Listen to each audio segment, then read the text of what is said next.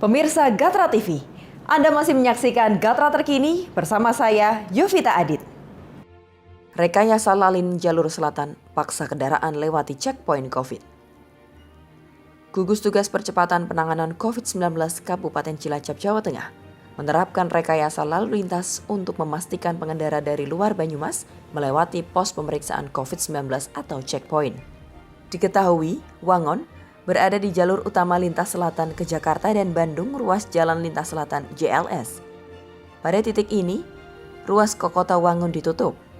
Kendaraan diarahkan ke jalur lingkar utara di mana kendaraan akan melewati pos pemeriksaan COVID-19. Satu persatu kendaraan dicek dan disemprot dengan larutan disinfektan.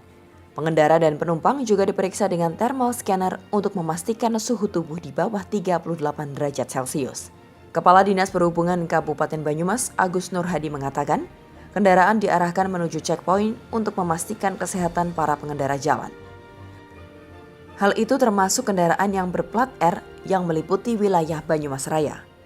Dia menjelaskan, pihaknya menyiapkan 4 pos penyekatan di jalur masuk Banyumas. Pos ini didirikan di Tambak, Sokaraja, Wangon, dan Aji Barang. Bekerja 3 shift dalam 24 jam. Dalam sehari kita bisa menghentikan semua kendaraan yang masuk. Jadi ada rekayasa lalu lintas yang kemudian menggiring kendaraan semua itu berhenti di depan posko. Kemudian dari kendaraan berhenti itu dicek KTP, kemudian alamat yang akan dituju. Kemudian dari alamat yang masuk Banyumas nanti dipilah-pilah. Dari Banyumas, Ridlo Susanto melaporkan untuk Gatra TV.